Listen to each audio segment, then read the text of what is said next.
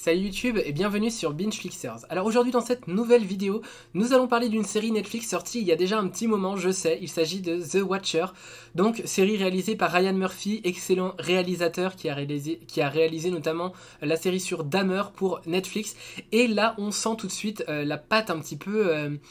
obscure de Ryan Murphy, en tout cas dans cette série The Watcher. Alors c'est sorti je crois en septembre 2022, donc j'ai mis vraiment du temps avant de la regarder. Elle était dans ma liste mais je trouvais jamais vraiment le bon moment, le bon mood pour la regarder, parce que je savais que c'était une série qui faisait un tout petit peu peur, et dès qu'une série fait un petit peu peur, moi je suis plutôt réticent à la regarder. Donc là c'est vrai que j'ai mis pas mal de temps avant de commencer à la regarder,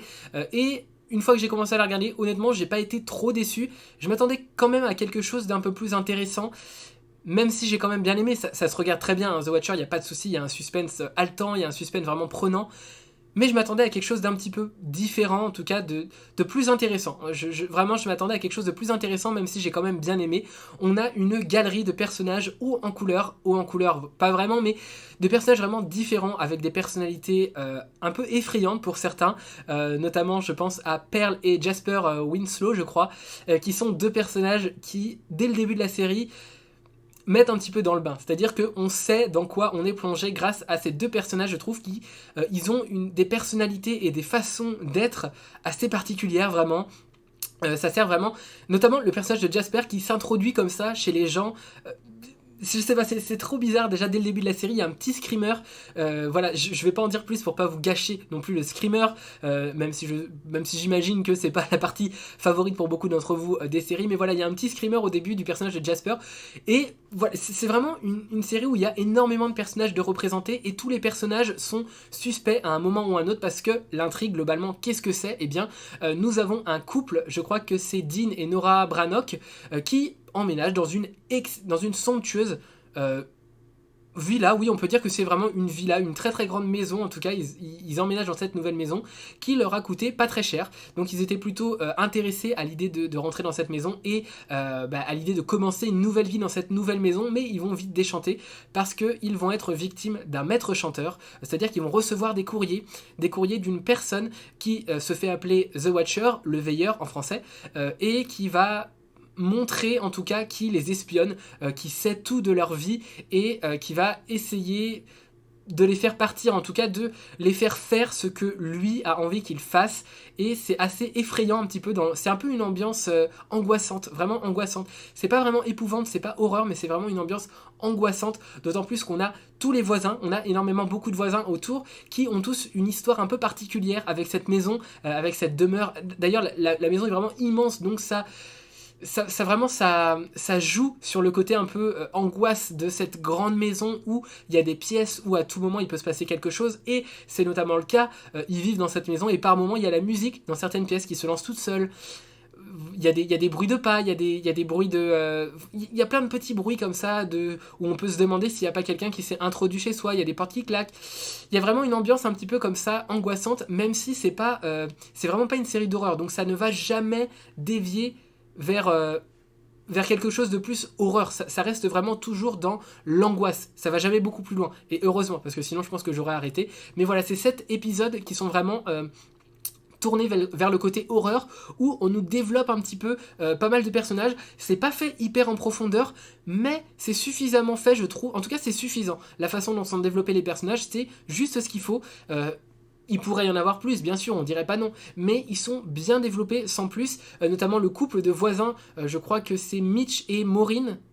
il me semble, je suis plus sûr en fait de leur nom, mais il me semble que c'est Mitch et Maureen, donc un couple qui sont toujours sur leur chaise longue, allongés à regarder le jardin de cette nouvelle maison, et qui sont un peu effrayants dans leur façon qu'ils ont de raconter les choses.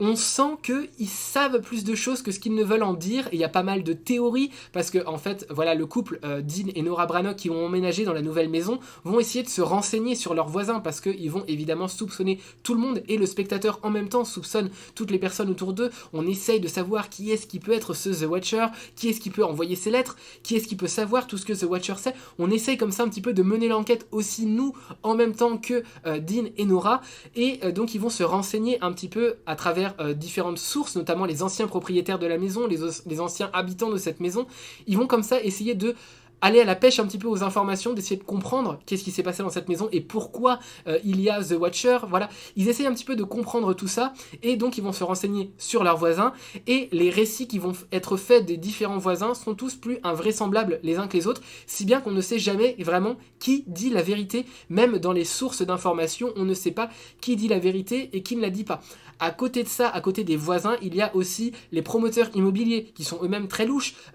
l'inspecteur de police qui est très bizarre, en tout cas moi c'était mon premier suspect, l'inspecteur de police il paraît vraiment très louche, très bizarre, ils ont tous un petit peu, tous ces personnages on dirait que c'est presque, enfin je pense que c'est même sûr que c'est volontaire de la part de Ryan Murphy, mais c'est vraiment un ensemble qui fait que chaque personnage est très louche en fait, et bon, c'est en ça aussi que c'est une série. Alors, il faut savoir, oui, parce que je ne l'ai pas précisé, mais c'est une série inspirée de faits réels. Et c'est vrai que par moment, le fait que tous les personnages soient aussi louches, ça fait un peu douter de la véracité de l'histoire, même si l'histoire a vraiment eu lieu, hein, c'est inspiré d'une histoire vraie, mais je pense que c'est quand même pas mal étoffé par la série, pas mal romancé, parce que en tout cas il y a certains moments qui paraissent quand même très invraisemblables, le fait que tous les personnages que côtoient Dean et Nora soient aussi suspects et aussi louches, c'est quand même, je pense que c'est aussi une volonté de Ryan Murphy de créer cette atmosphère de j'en sais rien, je ne sais pas, tout le monde peut être suspect. C'est vraiment je pense que c'est le but de Ryan Murphy, qu'on doute absolument de tout le monde. C'est un peu, voilà, je pense que c'est son but. Donc c'est volontairement étoffé, en tout cas à mon avis. J'ai pas lu l'histoire vraie, je sais pas vraiment ce qui s'est passé, mais je pense que c'est très inspiré de l'histoire vraie, mais qu'il y a beaucoup de côtés qui sont un peu romancés pour servir l'intrigue, et c'est très bien, et vraiment c'est très très bien, parce que du coup ça nous plonge dans ce suspense où on a envie de savoir qui c'est. Chaque épisode se porte des soupçons sur différentes personnes. Il y a aussi l'agent de sécurité assez jeune qui notamment a un crush sur la fille de Dean et Nora Branagh, donc il y a voilà, et puis en même temps c'est l'agent de sécurité, donc il connaît un petit peu toute la maison. On se demande s'il a pas trafiqué les caméras, si il les espionne pas à travers les caméras. Il y a vraiment un suspense comme ça, haletant, une angoisse permanente de la série, et en même temps le couple de Dean et Nora se déchire à travers ce suspense, et c'est vraiment plaisant à voir, enfin plaisant, façon de dire, c'est vraiment divertissant à regarder, ça ajoute vraiment une intensité supplémentaire à l'intrigue, et c'est en ça moi que j'ai bien aimé la série, mais parce qu'il y a quand même un mais, je trouve que ça reste un peu trop en surface, c'est un peu trop pas surréaliste, mais je sais pas, il y a un côté qui fait que à certains moments je sortais de la série quand même, et c'est un peu dommage, et je trouve que c'est un peu tiré aussi en longueur. On essaye de défiler l'intrigue au plus qu'on le peut, et je trouve que c'est un petit peu dommage, parce que sur certains moments ça a un peu l'impression de tourner en rond, c'est-à-dire qu'on se dit ah ben c'est tel personnage, et puis après non c'est pas lui mais ça va être lui, et c'est toujours un petit peu les mêmes ressorts scénaristiques qui sont utilisés. C'est un petit peu dommage. Heureusement ça s'emballe vers l'épisode 5-6 à peu près, ça commence un peu, enfin ça commence, non, ça s'emballe vraiment à l'épisode 5 et 6, c'est vraiment intéressant, c'est là où j'ai été le plus plongé personnellement dans l'intrigue. C'est très dur je pense de regarder l'épisode 5 tout seul ou l'épisode 6 tout seul, vraiment je pense que 5, 6, 7 ça se regarde d'affilée, parce que c'est vraiment, on est vraiment plongé dans l'intrigue à ce moment là, ça commence vraiment à se dénouer, je pense qu'on dit comme ça. Même si voilà, il y a toujours un certain suspense qui reste en fond, un certain doute en fait, quoi qu'il arrive, peu importe la personne qui est suspectée, peu importe la personne qui est mise en cause, il y a quand même un doute, parce qu'on ne sait jamais vraiment quelle est la vérité. On va se rendre compte que dans la maison, il y a des passages secrets, il y a plein de choses comme ça, vraiment, qui font, qui vraiment introduisent et font vraiment que l'angoisse se dépeint comme ça dans toute la maison, dans toute la saison, dans toute la série, et vraiment c'est ce qui maintient le spectateur en haleine, en tout cas je trouve.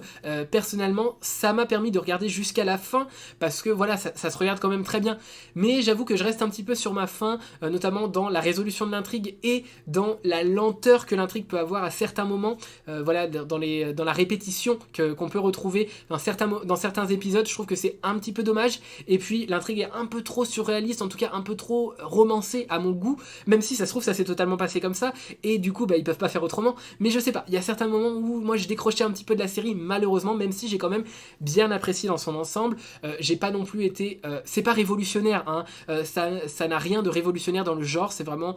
voilà, une série à suspense, une série angoissante, dans une ambiance très particulière, qui est notamment sublimée par les personnages qui sont bien dépeints, bien développés, enfin relativement bien développés, juste comme il faut vraiment. Et voilà, et vraiment c'est une série que je vous recommande, je pense que pas mal d'entre vous l'ont vu parce que c'est une série qui a fait je crois plus de 120 millions d'heures vues sur sa première semaine, donc c'est quand même assez énorme hein, pour une série. Après c'est une série Ryan Murphy, donc les séries Ryan Murphy performe toujours assez bien, je pense qu'il a trouvé un petit peu la technique, en tout cas pour Netflix, et puis voilà, donc je ne sais pas si vous avez vu The Watcher, en tout cas si c'est le cas, n'hésitez pas à me faire part de votre avis dans les commentaires, c'est toujours un plaisir pour moi de vous lire, et sur ce je vous dis à la prochaine pour une prochaine vidéo, salut YouTube.